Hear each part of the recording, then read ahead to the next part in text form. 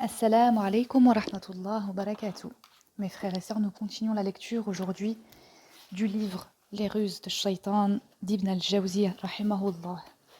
Nous en étions au chapitre 5 et nous allons entamer le thème Les ruses de Shaitan contre les adorateurs des corps célestes. Bismillah. Ce sont des gens qui disent que chaque être parmi les êtres spirituels célestes a un corps, c'est-à-dire un astre qui est son enveloppe, dont le rapport avec l'être spirituel auquel il se rapporte est le même avec celui qu'il y a entre nos corps et nos âmes. De ce fait, c'est celui qui le dirige et le gère. Parmi les corps célestes, il y en a ceux qui sont mobiles et d'autres immobiles, et selon eux, on ne peut avoir d'accès à l'être spirituel lui-même, on ne peut que se rapprocher de son corps, avec toutes sortes d'adorations et d'offrandes.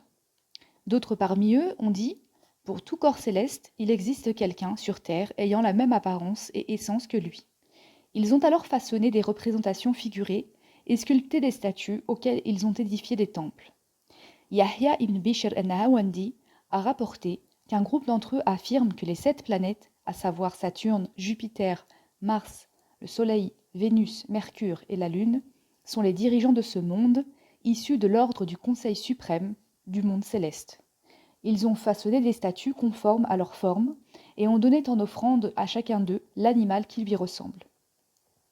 Ils ont fabriqué à Saturne un énorme corps aveugle, fait en plomb, auquel on donne comme offrande un beau taureau que l'on amène à un temple, et au-dessous duquel se trouve un fossé couvert par une grille métallique.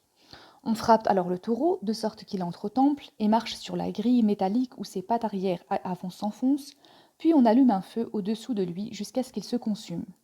Ces gens qui ont fait l'offrande lui disent alors « Sacré sois-tu, ô Dieu aveugle, enclin au mal et qui ne fait point le bien. Nous t'avons fait une offrande qui te ressemble, accepte-la donc de notre part et préserve-nous de ton méfait et de celui de tes esprits maléfiques. » Ils donnent aussi comme offrande à Jupiter un petit garçon. Pour ce faire, ils achètent une esclave, afin qu'elle ait des rapports charnels avec le gardien du temple au l'honneur de sa statue. Lorsqu'elle tombe enceinte, on la laisse jusqu'à ce qu'elle accouche, puis ils l'amènent avec eux en portant dans ses bras son fils âgé de 8 jours. Ils plantent encore en lui des aiguillons et des aiguilles, tandis qu'il pleure dans les bras de sa mère, et disent à Jupiter « Ô Seigneur le bienfaiteur qui ne connaît pas le mal, nous t'avons offert une offrande qui n'a pas connu le mal, et qui est de même nature que toi. Accepte donc notre offrande et accorde-nous ton bien et le bien de tes esprits bienfaiteurs. » Ils offrent à Mars comme offrande un homme roux ayant des taches de rousseur et des cheveux tout blancs. Ils l'amènent avec eux et entrent dans un immense bassin, où ils l'attachent à des poutres au fond du bassin. Ils remplissent ensuite le bassin avec de l'huile jusqu'à ce que l'homme, étant en position debout, en soit couverte à la gorge. Puis ils mélangent avec l'huile des médicaments qui ont pour effet de fortifier les nerfs et de putréfier la chair.